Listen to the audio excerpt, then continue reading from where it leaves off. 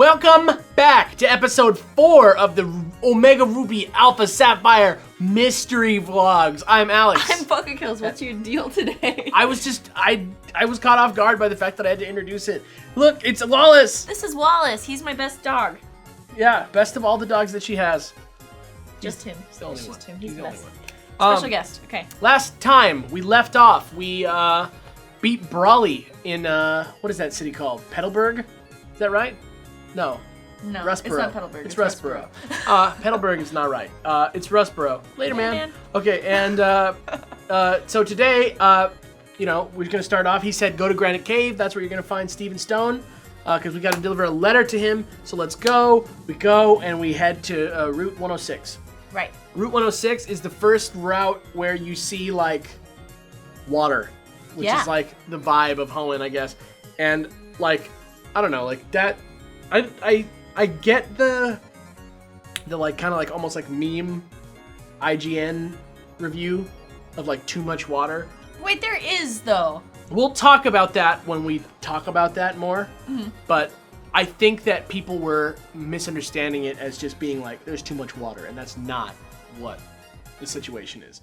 I love the water. I love that vibe of Gen 3, that it's like that kind of like sort of tropical, beachy zone, and I'm totally for it. But Route 106, there's not really anything to do there. It's not a very big route because I think you can like go around the rock and you can get like a protein or something in the corner, but there's like a fisherman, and then you just like go around and it's Granite Cave. You can use your old rod. You can get like Magikarps and Tentacruels. Because staple for every team. Right, exactly. I mean, if you love Gyarados, yeah. Yeah, or Tentacruel, who is like also fantastic. But going to Granite Cave. Granite Cave is tight. I know that people are saying that it's different than the original, but I don't remember how. Well, okay, it's just that like the Granite Cave. You go in there and it's just like the cave down to the to like that big mural on the wall, you know? Yeah. And that's not there at all in the first one. The one, it's just a cave. There's like no plot like to be had in that cave. It's just a cave. Well, the cave is still there though. Yeah. The rest of the cave is still there. Yeah, but it's like not like the main focus, and I actually like totally missed it the first time because I was like, oh, I guess this is all there is to see there, and I just like totally didn't even go in the cave at all. Right, but what I'm saying is, welcome back. Why were people mad that it was different? Yeah. Like, I feel like you just get, like, a better, like, cinematic set piece, and then you still get the dungeon. Mm-hmm. I don't know. Yeah, but that said, there's not a lot of stuff you can do in here until you get the bike. There's a hiker who gives you Flash, which you can use once you get, I think, the next badge. Mm-hmm. You go to Steven, you see the cave paintings of, like, the ancient... like whatever legendary it is. It's pretty cool though. I like it. I like that. It is very cool. That's neat. Yeah, it's really scary looking picture. Like really looks awful. There's like dead bodies everywhere. Yeah, it looks like those like old paintings of disasters. Yeah. It's like ooh. Yeah, there's like dead bodies everywhere, and there's just like, well, for me it was Groudon, so it was like fire and like all this stuff, and there's a meteor streaking through the sky. Yeah. I don't know. It's a little triangle shaped meteor. A triangle-shaped meteor. I don't know. We're not gonna talk about it too much. You talk to Steven, you deliver the letter to him. He's like, thanks. Here's Steel Wing. I love this move. That's I guess because he has one. Skarmory. And then he's like, okay, get out of here. And so you go back to Dewford Town because Stone gives you another mission. Because you talk to Briny and he's like, yo, now you got to do this other thing, so let me take you there. And he's like, you got to deliver parts to the Devon parts. Yeah, to Stern, who lives in Slateport. So he takes you. Oh, my favorite city. Yeah. Maybe. In Hoenn. In Hoenn. Yeah. So you go, you get out, you're on Route 109, which is like barely a route. It's like more like the front of Slateport City. Just the beach. Yeah, it's like a it's cool, beach. Though. It's like the cool beach. It's like an actual beach. Like there's like people chilling. It's like there's a lot of sand before the water. There's like umbrellas with like polka dots and stripes. Kids playing. You can fight them. Yeah, really cool. There's a girl in a pink inner tube who gives you soft sand, which is like the ground type booster. So you get those are like cool items. Or you could just pick it up from the ground. Just kidding, you can't do that. Weird. But you should be able to do that. I never noticed it before, because like when I'm a kid, I'm not thinking about like game design. Oh, there he is. Welcome back. Yeah, game design mechanics, and so like, you know, I didn't realize that like, oh, like yeah, like I'm supposed to get the miracle seed and give it to my grass type, and I'm supposed to get, you know, the silk scarf and give it to my normal type, and I'm supposed to give this to my ground type so that I have like a little bit of an advantage when I'm like fighting through the game. I never like thought about that. I was like, why would I want my Pokemon to hold a seed? No. I never used them because I just like always thought that I could find a better item than that. I was like, I don't need a boost to my whatever type moves. I can just, because I like giving my Pokemon like type coverage, a lot of it. So I was like, I have one grass move. I don't want to hold that miracle seed. But when you were a kid, you're telling me like your Charizard didn't have like Flamethrower and Fire Blast and Fire Spin on it? No. No? No. Maybe it's because I'm older than you and therefore younger when the game was out. He had Fire Blast. He had... Are you really recalling the moves of your Gen 1 Charizard right now? I'm trying to. He had Cut. See, okay, I win this argument. All right, but yeah, I love the umbrellas. I love the vibe. And then you go into the actual... Oh, but first, there's trainers to fight on the beach. Yes. And there's the Seashore House, which is like a little shack, kind of like a beachy, kind of like California-y thing. I don't know how it is in Japan. I know that... Wait a minute. You couldn't have Pokemon holding items in Gen 1 anyway. What?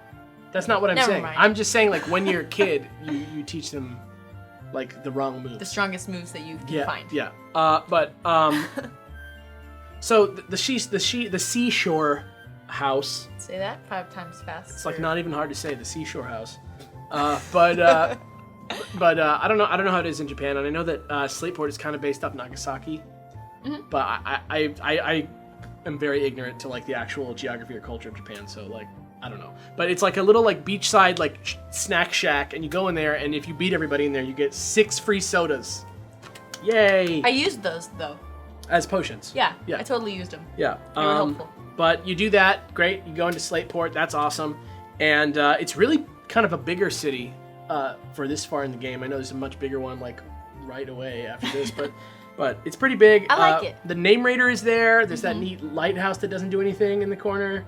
There's the outdoor market area. That's my favorite part. There's the TM salesman, the energy guru who sells like, that's where you get like your HP ups, your zincs, your sodium. EV items. Sodium? There's no sodium. There's no way that's one of them. There's no sodium. Yeah. Also in the market, that's where you get Alakazite if you want your Mega Alakazam. That's your first Mega Stone. I don't understand why it's there, Just but chill in it's the market. there. The secret power is there, which you can use for making secret bases later. But I think that we're going to talk about that more later because I don't think you can do it yet. Yeah, no, you can't until you've met that weird old ranger man. Yeah. And then there's also what else? In there, there's like the effort ribbon person. Yeah, there's just a bunch of stuff in the outdoor market. It's cool. And then you go what? Decorating stuff. Too. Oh yeah, there's a guy who sells decorations. You go to the Pokemon fan club. That's fun. The Sooth Bell is there. If your Pokemon loves you enough, and then the fan club president, depending on what attributes your Pokemon has for like contests, he'll give you a different ribbon to wear. Yeah. Also, Gabby and Ty are in there, the news anchors that you battle, and then I love Gabby and Ty. They remember if you fight them with Mega Evolutions, and they remember like what you do, and if you Street Pass, they remember what everybody does. That's so cool. Yeah, really cool. You go to the shipyard, Stern's not there. They're like, he's probably at the museum. You get to the museum, and there's like team members everywhere. There's like a farce going on in front of the museum. Yeah, it's really weird. But there's team members in the museum. But if you look around the museum is like super legit educational. Like it has like... Can I talk about the line real quick? Yeah. Because one of the people in the line, one of the Magma or Aqua members, says something about like, this reminds me when I used to line up for like games or something like that just came out, and then like it just made me laugh because it's totally like a nod to people lining up for midnight releases of video games. Pokemon, yeah. And Pokemon in particular. Yeah. Anyway, sorry, but yeah, the museum is really cool. It's got some... It teaches you about really like the neat, hardness of interesting water. It teaches you like buoyancy. It teaches you about like how Is it called sand... buoyancy? What? Buoyancy? Yeah, well, whatever. It's a buoyancy. Leave it in the comments. Buoy. It's buoyancy. Hashtag buoy or hashtag boy. It's buoyancy. Whatever. And we'll see. We'll find out. We'll find out next week. And what else? The ship models are up there. Oh, the models of the SS Anne and the SS Royal Unova. Yeah, really cool stuff. Which is not completed yet because Yeah. Gen 3 and Gen 1 happened at the same time. Yeah, that was really cool. That was really cool that the timeline is like kind of confirmed with that. It says like It is confirmed. One of the dialogue writers like tweeted out like a year or two ago. It's like Gen 1 and Gen 3 happened at the same time. Gen 2 and Gen 4 happened at the same time. Gen 5 is after that. And So Gen cool. 6 is after that. Gen 6s. Gen 6 is the latest. But Don't spoil Okay. anything. Okay. okay. Yeah. Okay. Whatever. Yeah. And then I love that they have the water samples from Johto and Kanto before, Yeah. and now it's like water samples from Sinnoh, Johto, Kanto. Yeah, that was Yeah. cool. That was cool. Um, Just look at everything in the museum, and you'll just enjoy your experience a lot. yeah, it's really fun. So you beat them. You beat all the team members. You run into the guy who you thumped out of Russ Turf Tunnel, and he's like, "I'm sorry. Here, have a TM. You're good." You find Stern. There's a fight. You save him. You give him the parts. Then Maxie or Archie shows up from, like, they're like the head of the teams. You think you're gonna battle them. You don't battle them. They're just like, we'll get you later. Archie makes like a pretty convincing case for like why his team is doing something good. Yeah, it's Yeah. pretty good. It's pretty cool. Yeah, they really did a good job. Maybe with, we'll talk about that in a later mystery vlog. Yeah, I think we should do a mystery just about Tabitha. And then you do all that stuff, and then outside, Lissy is shooting a promo. She's like a pop star, kind of like famous personality. Yeah. And She's a star. yeah, and she's at the contest hall. She's like filming like a thing of like, who am I gonna pick to be a contest Next person? star. It's you, and you're like, me? She's like, yes, here, have a contest pass.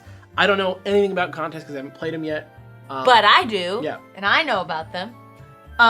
It's just really cute. You go into the contest and she like wants to make you her new protege. And she's like, oh my gosh, you're gonna be my new protege. She goes through the contest with you. You like win the contest or whatever. And then she's like, I can't believe it. You're great. And you get the cosplay Pikachu. Yeah, basically, yeah. You get the cosplay Pikachu, but that's later, right? Well, it's after you do.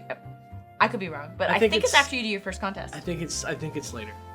I'm pretty sure it's later, but let me tell you this. Contests basically work like this if you've never done one before. You beef up their moves to win in a certain category. You learn like a block move to like block somebody else doing their From doing well. Yeah, from doing their. It's all about the appeal. And that's pretty much it. That's Yeah. pretty much how it works. But it's fun, and it like gets harder And as each you. move with like besides being its type has like an attribute like cool, tough, beautiful, smart. And Yeah. there's one more. Yeah. But yeah, that's it. Slateport proved to be like pretty large, so we decided to just do Slateport today. But after the jump, we're gonna be all about mysteries. So hang on, and we'll be back right after this.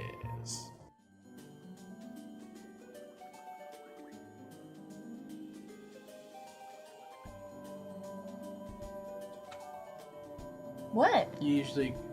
Oh, it's time for the mystery.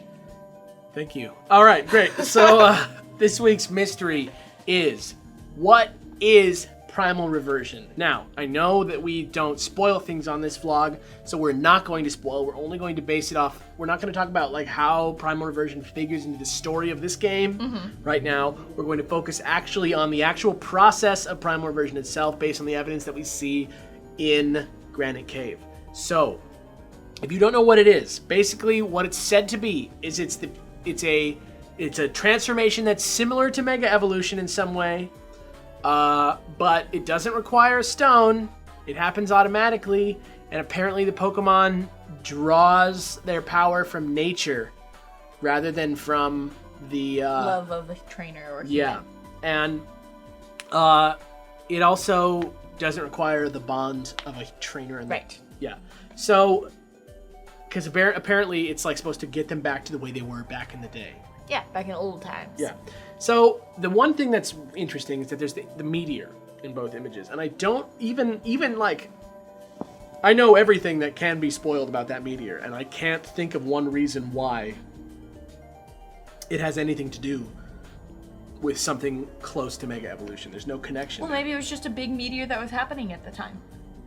You know, like in Game of Thrones, so they're like the red meteor is like everyone's like, oh, and everyone sees it like in a different way. I don't know if anyone has seen Game of Thrones, but like everyone sees the meteor in a different way. Probably a few people have.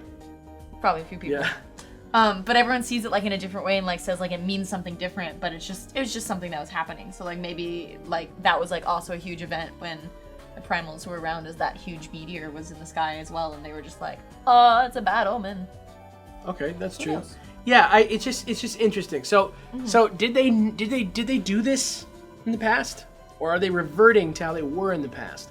Because it says they draw power from nature, so it seems like there is actually some transformation happening. And if you look at the picture of Groudon or Kyogre on the cave, they're clearly in their primal form, different than the form that they're in that we know of them. Well, we also know of a couple other Pokemon that draw more power from a similar thing, like the Spear Pillar legendaries. Like they each have their own little thing that causes them to be more powerful specifically, and then Right. I mean, like it's interesting that legendaries are often associated with orbs. Yeah. Because they seem to like make them more powerful, and then maybe it's a situation where like they all were like really more powerful in the past, and then like their power got transferred into like these weird stones. This is all, I mean, this is speculative, of course, but like what if that kind of like took away their power, and when they're reunited with that power, they get to be in their former glory. Well, here's the thing that I was going to say is that he says they're Pokemon-like creatures. Stephen Stone says this when he's looking at the images on the walls of the cave, and that makes me think like what? That they're not Pokemon at that time. Yeah, so maybe it's a situation where like maybe they weren't diverse enough to be Pokemon yet, or something like that. Well, let's break it down, because like the reason that Pokemon are Pokemon is because they are like pocket monsters, which means that you're able to like contain them and capture them. And at that time, maybe they were just like these wonderfully powerful creatures that could not monsters. be contained. Yeah. And so people didn't consider them Pokemon, because maybe you have to be able to have that sort of containment factor, or that ability to like catch and train and form the bond for you to be considered a Pokemon. And what if because there were less Pokemon back then, as it seems like they say, because it was like, because you know, the theory is always like one common ancestor begat 10 different Pokemon. Like maybe there was more power to go around, Maybe. kind of situation. I don't know. Because this draws power from nature, and it's like, aren't they like part of nature? So maybe it's like, maybe that's how Pokemon, you know, make fire come out of their mouth or shoot electricity out. Because I can't think of like a biochemical way that happens. Yeah. I mean, like there's electric eels, but there's not like, you know, turtles that shoot water out of their mouth. That from nowhere. So I don't know. And the other question is, if they didn't know anything about Mega Evolution, and then AZ in X and Y makes his weapon, shoots it, kills everything, and then makes Mega Evolution. Possible. Makes it possible. Right. So what I'm saying is like, So it's clear it's not Mega Evolution, because or else they would have called it that. he compares it to it though. He's like, But because it's a similar process, and like it's a similar thing that happens. but you think they're just completely unrelated? They mustn't be. They have to be related in some way. But like that's what I'm saying. Like one is based off the bond between a trainer and a Pokemon. One comes from nature, but they're both like they get better. Like I don't know. It's the stones. It's the stones? There's something in the stones that cause it. But some of the Pokemon that have the stones don't do anything with the stones. Like I can, without spoiling anything, I can think of one Pokemon that has a thing that they hold that makes them more powerful, and a separate Mega Stone. You know what I mean? Mm-hmm. So like, I don't know. I feel like there is an answer. I feel like maybe we can arrive at it later when we have more to work with. Mm-hmm. From this game, because this game does kind of answer a lot of like, or at least propose solutions for a lot of like weird, like nuances, like unanswered questions. Pokemon questions. But I don't know. I'm still not ready to say that it's not the meteor. It could have been. Because if you look at the meteor, if you look at it, it's like It's pretty prominent. It's Yeah. it's like look at this meteor also, because that's very important. yeah, exactly. And it looks like they're kind of like, oh, the meteor. I don't know, or at least Groudon does. Groudon's like up, and Kyogre's kind of like down, like opposite. I don't know, but I don't know. It's weird. Killing a bunch of Pokemon created Mega Evolution. That's the other thing. That's the other thing that I wanted to say. Killing a bunch of Pokemon created it when AZ killed a bunch of Pokemon. So that kind of supports my theory of like when there were less, because he killed millions of Pokemon. It says he killed millions of them. It's crazy. Yeah. It's awful. Yeah. And like maybe because there's less, there's more access to like whatever this central energy source is. I don't know. Doesn't that seem possible? If we're assuming that there's some sort of magic connection, I don't know. I guess it could be. It could be. I don't know. Anyway, leave what you think about the mystery in the comment section below, and we'll be back in just 1 second with some Q&A. Hang tight. Don't let the bay bug bite. What? Don't let the bay bug bite. It's your bay. Don't let the Beyblades bite.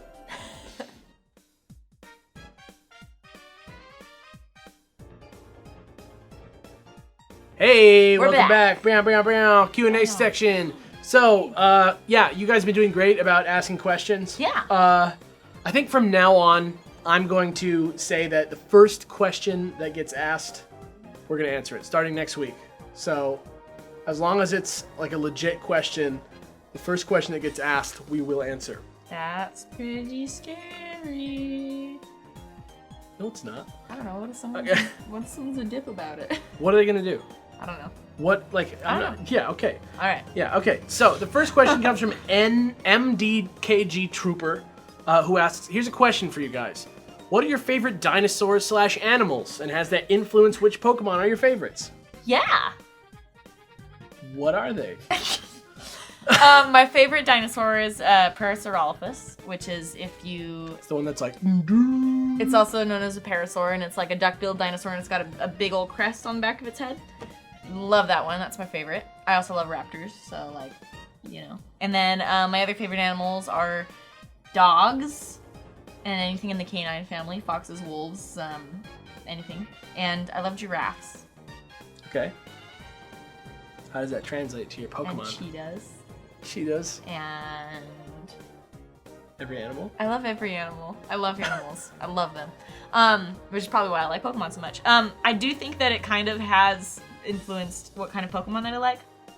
I mean, to be honest, all of the dog Pokemon in Pokemon, I don't love them. Not even Lillipup? I love Lillipup, but only because it looks just like this guy.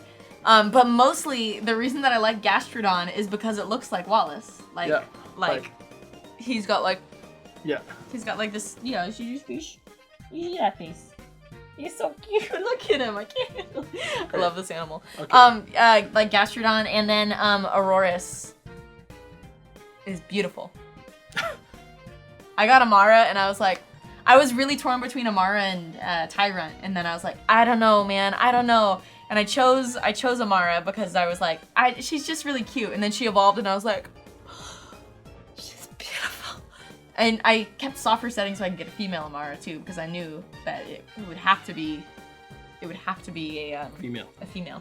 But yeah, I think it definitely, my favorite animals in Pokemon, favorite animals in real life really influence my Pokemon likes. I like gorillas and bears, and my favorite dinosaur... I don't like gorillas, they're scary. Okay. And I like the Tyrannosaurus Rex. I like that kind of stuff. And so like my taste in Pokemon like definitely reflects the fact that I like you like the monsters. Yeah, I love like monsters. the cuties. I love monsters. Monsters are great, and I love all the like big Pokemon. Like I remember I was like really into Nidoking back in the day. I love Nidoking, man. And I love Nidorino. I think is the coolest looking one in that whole line. Nidoking, dude. Nidoking's though, he's great. He was one of my yeah. boys. I like Aggron. I like Tyranitar, but like my favorites are more like Pokemon that I've liked for a really long time, and now it's based on more like Pokemon that I like using. Because I like the stories of like what happened when I battled with my Chestnut, stuff like that. But yeah, Good question. Yeah, cool. You want to read the next one? Sure. Right there. From Pokeforce. Any thoughts on Mr. Briny's potential secret importance to the Hoenn region? He seems to be strangely well connected for a retired ship captain, especially considering another old man who turned out to be strangely important, Mr. Fuji, who is revealed in Pokemon Origins anime to be the scientist who created Mewtwo. Yeah, you know what? He knows Mr. Stone. And Mr. Stern. Yeah. He is, those are like some of the 3 like really important people. I think, you know what would be cool? Like an anime that goes through them.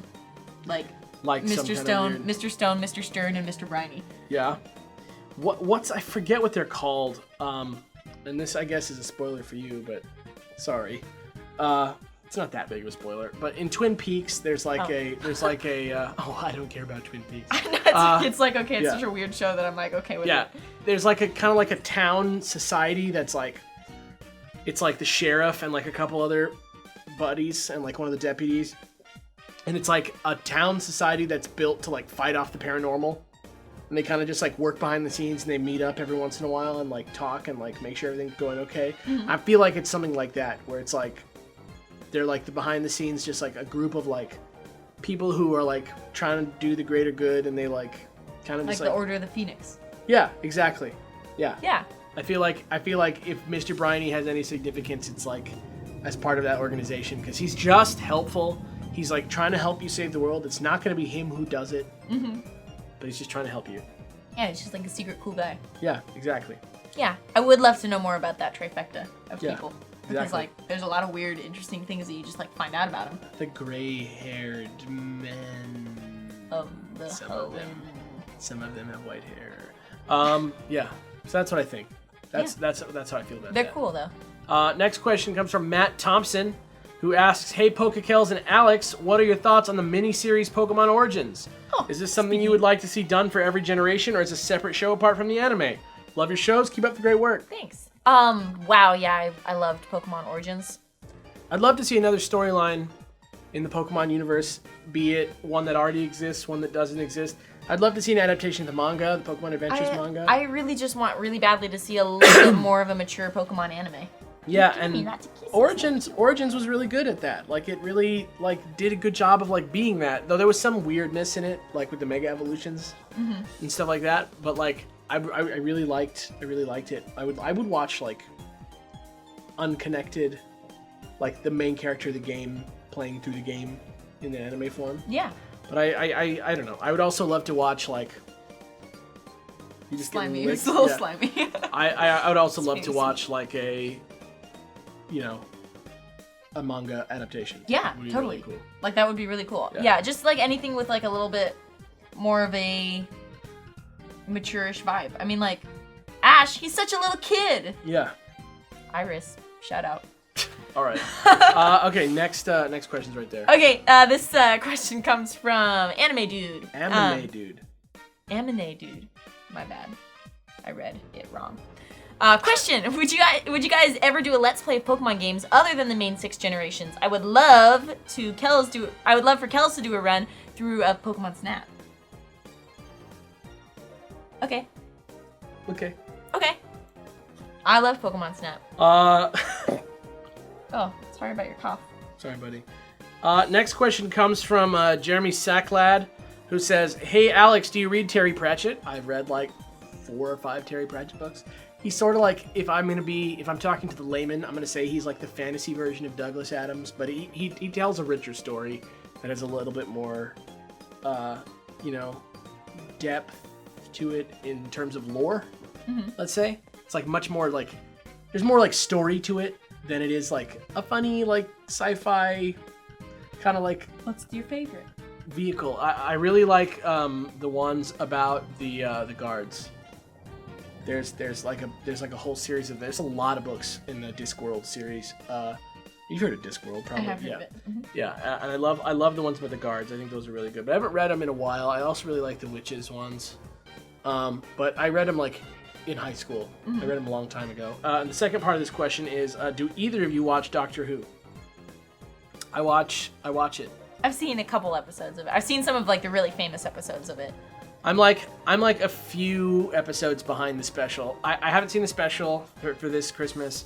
I haven't seen. I think the last one I saw was the one with the mummy on the train. A pretty good one. It was a pretty neat one. And I'm definitely like in the minority that I like Stephen Moffat a lot, and I think that later people will realize what he's trying to do with Doctor Who. And I really like Peter Capaldi as Doctor Who as well as the Doctor. I think he's a really good Doctor. I'm a little bit sad that Jenna Coleman's still going to be around.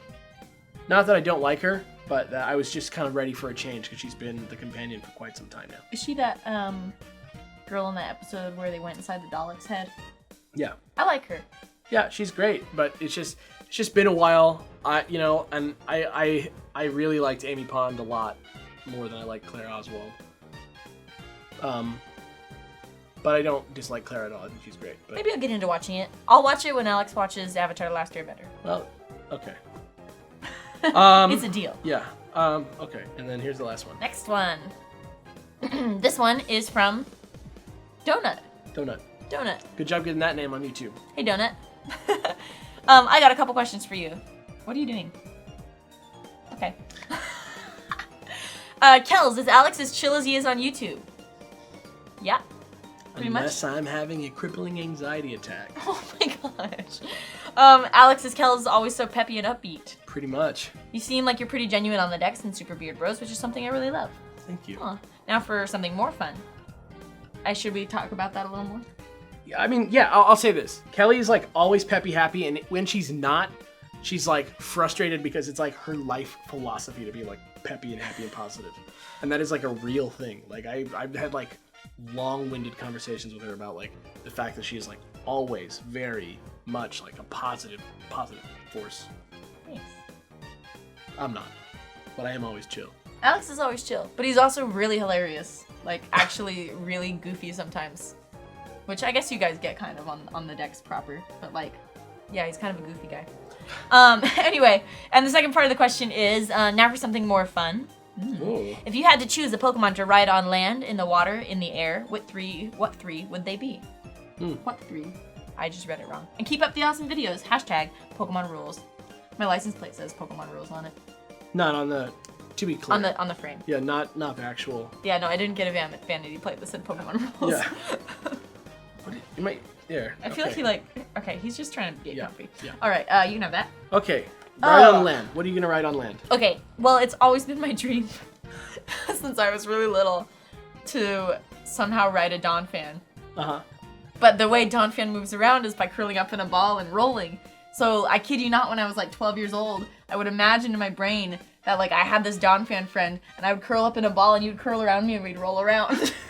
And that's sick. Real. I know. But at the time I was like, well, I love roller coasters, so like I could probably handle it. What about a Donphan motorcycle? The Donphan motorcycle is a real thing. It's not a real thing. A real thing in my world. Okay. That's not a real thing. I also invented a chariot that you can attach two Donphan to and ride it like a motorcycle. So Donphan is definitely my land ride. Okay, let me see what my land ride is. My land ride is gotta be something cool, something interesting. I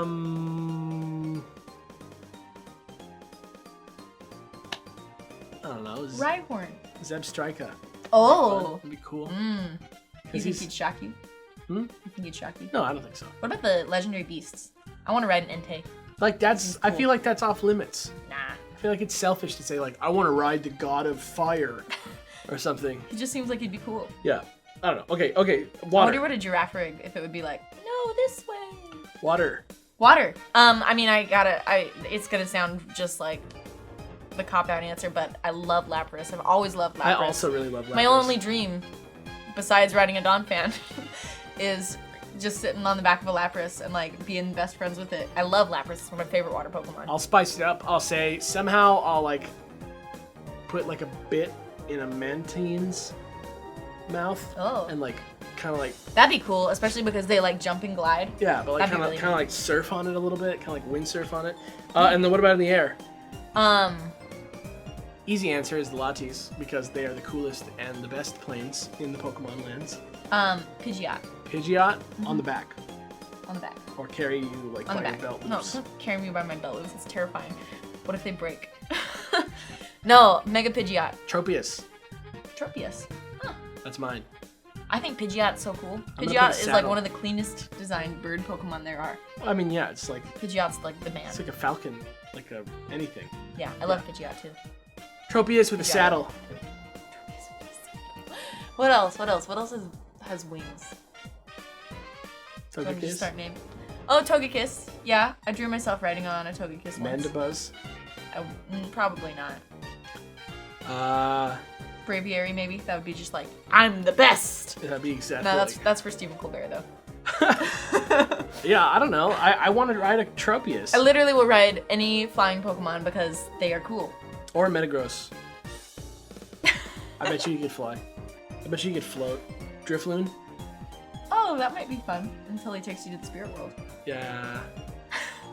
All right. Well, ask your questions in the comment section below. Weigh in. Remember on the mystery of what exactly Primal Reversion is. Try not to spoil it. I realize that this one is like I ended up doing this episode on less material than I wanted to because there's so much space in between second and third gym badge. But let us know what you think of the theory in the comments below. Thanks for watching.